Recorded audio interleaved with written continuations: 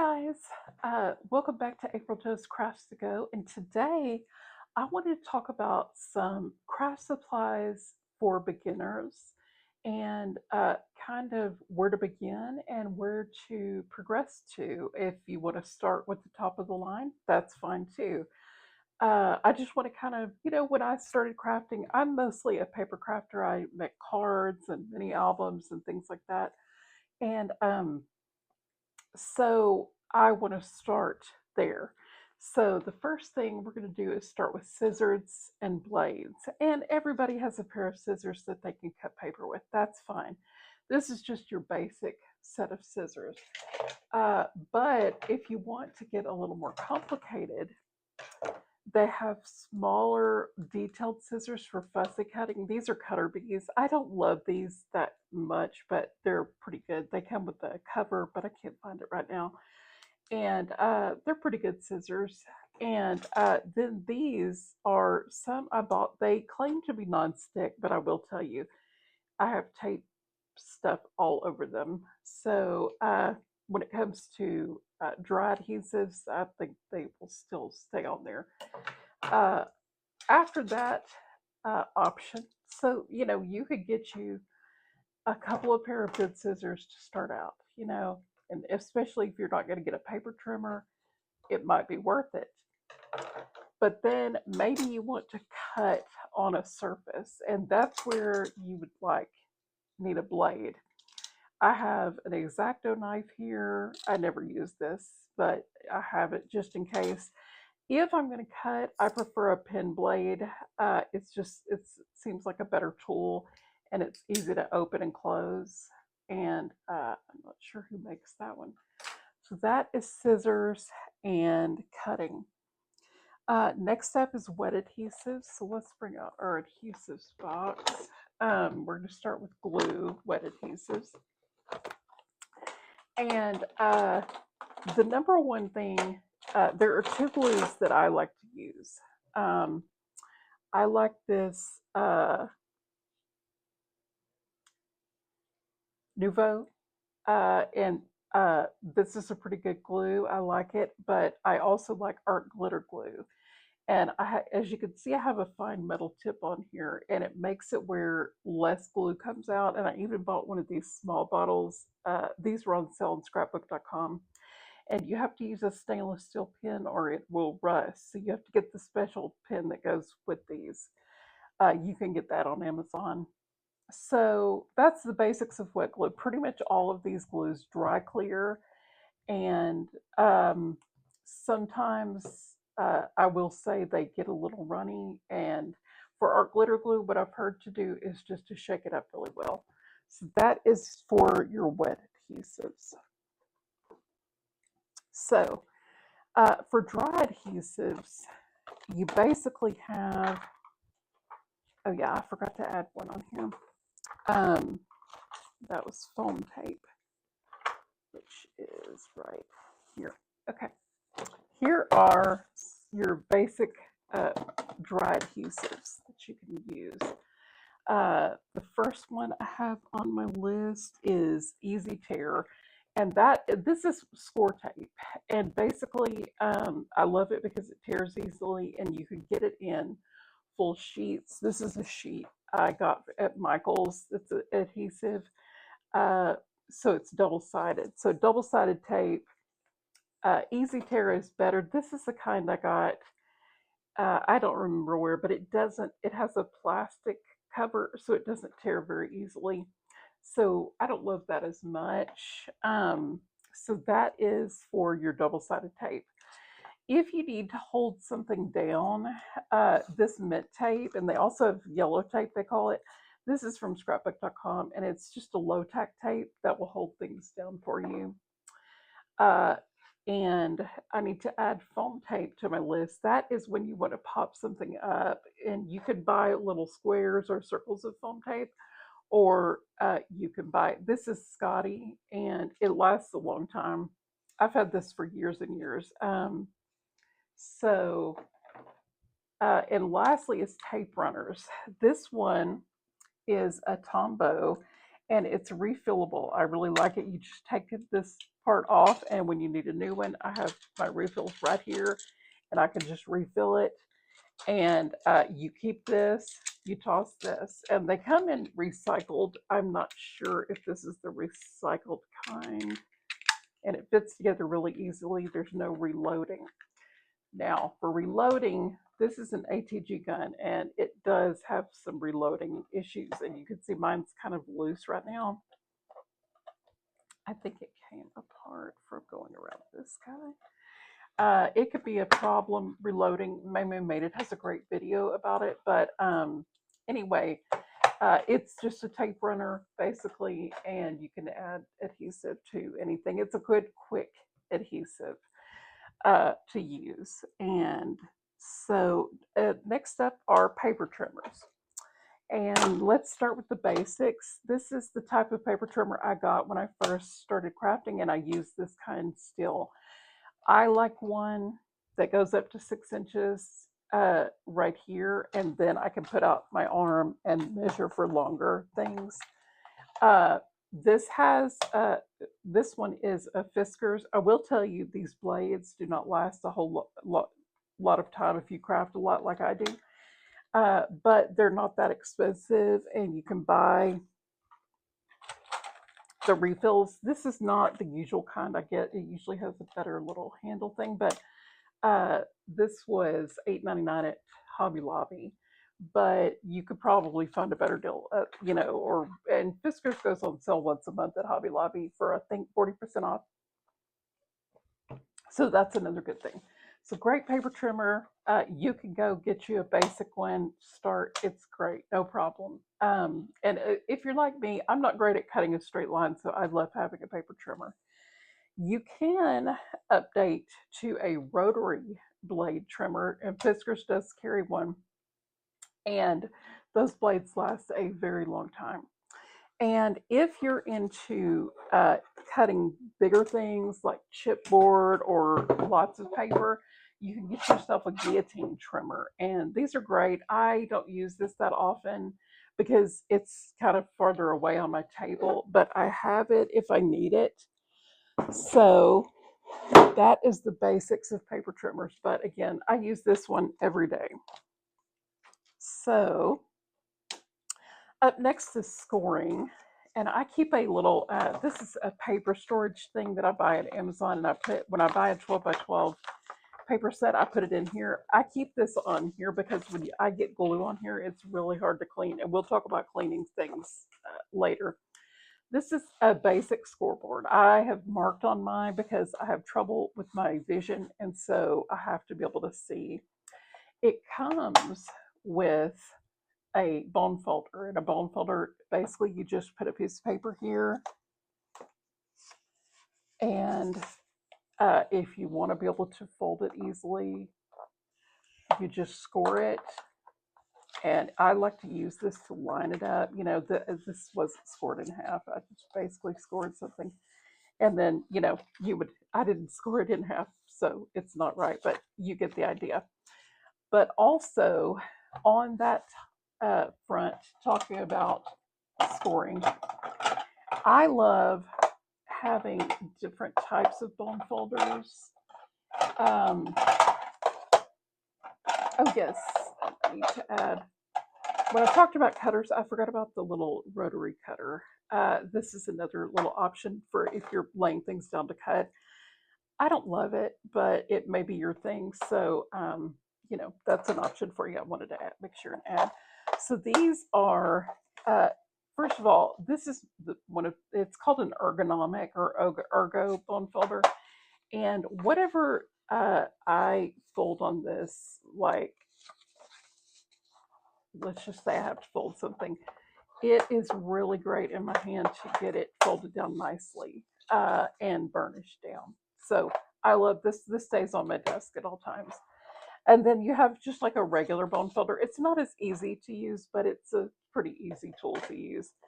This one is shaped like a pencil. I think it's called a pencil bone folder, and it's great for scoring. But I also say if your scoreboard comes with a tool, use that with your scoreboard, because I think Maybe Made It said that in a video, and it's really good advice because it's usually made for it, and I can tend to cut through the paper with this one, and I never do usually with this one.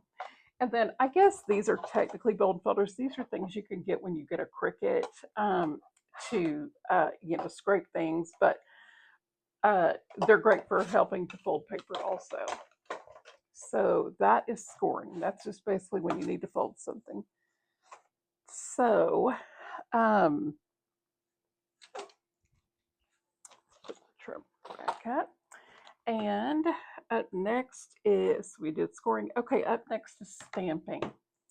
So there, you can get very complicated and very advanced with your stamping options. You can, what I do, I don't stamp and color a lot, but I'll talk about inks also next after we talk about this. I usually use a wooden block. I make a lot of birthday and Christmas cards, and so basically, I use this. It stamps really well for me. I don't seem to have a problem with it. I don't even have a stamp block to show you, but if you're going to use this kind of stamp, you either have to use a stamp block or a stamp positioning tool. If I am stamping a lot with a clear stamp, I am going to use this. This is called a Misty. This is the name brand of it. It's by My Sweet Petunia. It comes with this little foam mat and a little magnet, and you can stamp multiple times if you have trouble making sure that something is stamped well. I'm not great with stamping. These are a lot easier for me. So that's the basics of stamping. But now, talk about stamps, we'll go into inks. There are three main kinds of inks. There's dye ink, which is what this is, and this is probably the best if you're just stamping sentiments and things and you're not going to color with alcohol markers. VersaFine Onyx Black is probably your best bet. I love this ink. It's never failed me. But if you're going to stamp in color, you really should use pigment ink so that when your alcohol marker touches it, it doesn't mess up your stamped image. And then finally, there's clear, which is for heat embossing. If you're going to, clear stamp it and then put some of the little powder in the heat emboss. I have one of those, but I didn't bring it out to show you because it's just a basic thing. I don't use that often, really. So that is the basics of stamps. Let me tell you, I am not the one to teach you about that. Mimi Made It does a great job of explaining all the stamping stuff and inks. So up next is die cutting.